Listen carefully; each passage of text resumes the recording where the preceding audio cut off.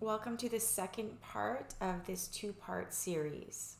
This series is on starting over when we've had loss and change in our life. The first video was what we face when we go through those challenges, and this video is steps that I'm going to give you that can help you to make those changes in an easier fashion where it's more effortless on yourself, where you can break down belief systems and step into your empowerment instead of feeling like a victim to life's circumstances. If you have not watched the first part to this series, I invite you to go and watch that and then come back to this one. But it does not mean that you need to watch the first one to watch this one.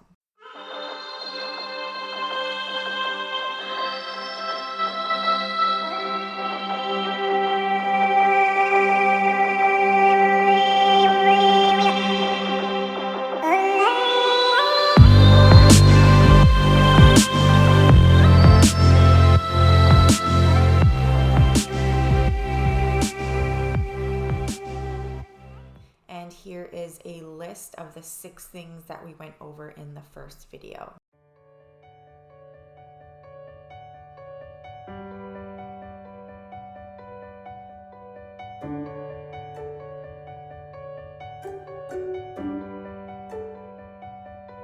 Let's jump into number 1. Do you resist change? And what is your relationship like with change? Are you somebody that remains in complacency and holds on really, really tight until they finally are forced to let go because life has shown up and forced you to have to shift? Or are you someone who jumps into change and thrives in change? So trying to understand within yourself where you are on this spectrum will help you to understand yourself on a deeper level so you can start to build a better relationship with change. And with change, there always comes loss. You cannot go through change without going through loss. You have to let go of something to move forward and step into the new. Whether that is a little loss or small loss or multiple losses that you have to go through to get through to the other side. If you are someone who resists change with everything in your body and soul and being, you want to look at why this is. Are you scared of the unknown? Are you scared of the future? And do you have a false sense of safety where you hold on and plan for the future, believing that that is where your life is going to go? When in actuality, the future, our projection of the future is an illusion because we have no idea how life is going to move. We can have the rug pulled from right underneath of our feet at any point in life, and our plans can go right out the door. So if we can build a proper and healthy relationship with change, it will be much easier for us to go through these losses rather than resisting them and staying in a state of suffering while we go through these changes. Number 2, what are your belief systems about the loss that you have gone through that are reflected on you? So I mentioned this in the last video, and this is about the belief of being a failure when we go through loss or change. So many times someone will go through a big change. Let's say they lose their job, or they lose the relationship, or the relationship that they're in, the intimate relationship, ends. Many people will go into an unworthiness, that there's something wrong with them or that they are a failure. And so you want to challenge these belief systems so you can step forward in a place of empowerment instead of going through this change in a place of unworthiness, feeling like there's something wrong with you. Changes are inevitable in life, and it is not a reflection of who you are. If you need to take accountability because you have, let's say, lost your job because you were negligent, then yes, you want to take accountability for that. But you also want to forgive yourself and let go and see why you made those choices and then move on. But if you are staying in the belief systems that I'm a failure, I'm not good enough, I'm bad, this is not going to serve you to move forward and make the necessary steps or choices that you need to make to step into new doors or step into a new reality that may be available for you.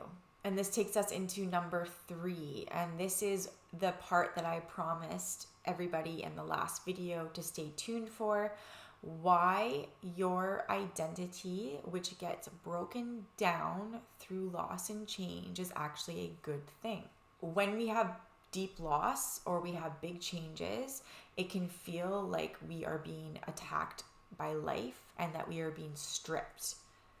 And we are left with this raw, open space and emptiness within, and it can feel really, really, really, really hard to go through. It can also leave us in a space of feeling like we don't know who we are anymore because we've had so much loss. And so if you're somebody that's going through this and you've had a lot of loss and you're left in this space, it will be because you are identified with things on the outside. So like your relationships or your job, your material things, your home, whatever it is on the outside that you have lost. And so when we are identified with that, we believe that these things are a part of who we are. But in reality, these things are not who you are. They have nothing to do with who you are.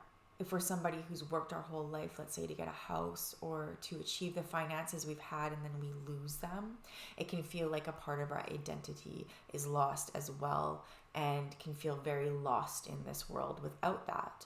So it's really important to look at what things on the outside you are identifying with and believe are you. And now that you've lost them or they're shifting or changing in your life, how can you realize and come to the conclusion that these things are not who you are? This does not make you less than because you have lost these things or no longer have them in your life. The reason this is a good thing when we break down our identity or our identity is stripped is because it is removing and exposing the false aspects that we believed were us. Poof, they're all of a sudden gone and we're left with this empty space. This gives us the space to get curious and see what is real and what is not and who we really are. We can see what is inauthentic in our life and what is authentic to who we are. When we choose to step into our authenticity, we will step closer to our contentment and our joy and our happiness in life. A lot of these inauthentic identifications with things on the outside of us actually keep us in a perpetual state of suffering, because we believe that these things make us happy when in reality they do not. The only thing that can truly make you happy is your relationship with yourself, what your relationship is like with your inner world, and how authentic you are to yourself and in this world. So when you are going through the breakdown of loss and change, you have an opportunity to do this work, to look at this as an opportunity. You can either look at the breakdown as something bad that's happening to you, or you can look at it that it's happening for you. You know, it's really nice to have these really happy, joyful times, but a lot of times we don't grow a lot when everything's just going smooth. It's when we have these upheavals in life that we have a chance to really grow and reflect and see what is real and what is not. And if we take that as an opportunity, it can change our perspective on life, which is a gift. Then we can move through life with much more resilience and a light heart. And that takes me into number 4, which is all about blame. When you go through challenges or loss or change, are you blaming outside sources, people, things, life for the situation that you're in? If you are blaming things on the outside of you and not taking responsibility and accountability for yourself, you are going to suffer. Until you stop blaming outside sources or yourself, that goes both ways. If you're blaming yourself and beating yourself up, it's no different than blaming the outside. Yes, take accountability, but also know that these changes sometimes are inevitable and life is moving you in a certain way. And if you are fighting it, then you actually become a victim to life's circumstances. Which takes me into number 5, which is choosing not to be a victim of life's circumstances, no matter how much loss or heartache is put on your path.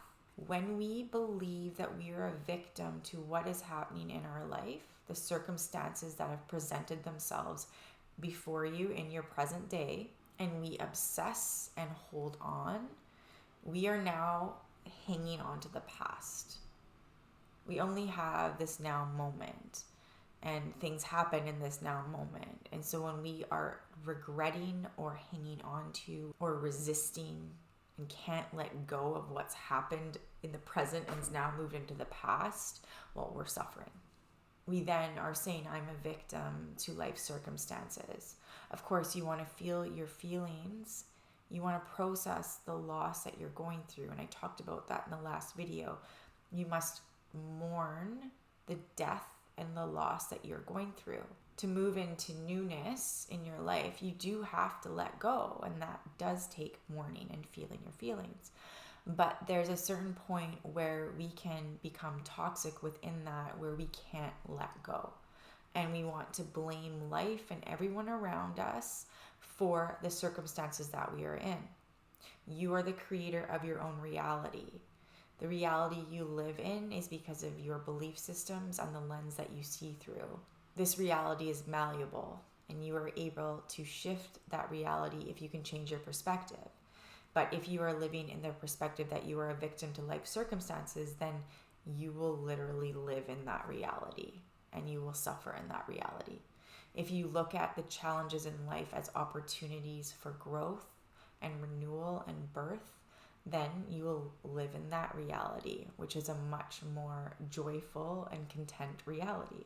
When we choose to not be a victim to life circumstances, then we can see with clearer eyes and we can see the doors that may be in front of us and take those opportunities to move into those doors. But if we are blocked with negativity and blocked with believing we are a victim, we probably aren't going to be able to see those opportunities that are right in front of us. We will miss those opportunities and remain in the same stagnant patterns and cycles. When change and loss comes in, it's breaking down cycles so you can step into a new chapter. Step into a new reality. But if we're holding on to the old, then we are probably going to have the same lessons repeat themselves until we learn that lesson and evolve and move through it and step into the new. So as hard as it is to go through change and loss and even have your whole life whitewashed, where everything in your life changes and drops and you're confused and you don't know what to do, can you find a sense of gratitude and trust within knowing that, okay, this cycle has ended. It's a huge ending, but there is a reason why. I'm not going to remain here forever because it's inevitable that I am going to move. It's impossible for my life not to move and for doors not to open. Can I trust that they will be revealed to me in time? And can I be curious about this instead of feeling like a victim? If you have any questions, please leave a comment in the description below. You can also follow me on my Instagram page where I discuss these subjects and blog about these subjects. And if you would like to book a discovery session to work with me, you can also catch me in the link below. If you like this video, be sure to hit the like button, subscribe, and share with your friends. My name is Tess. Thanks for watching.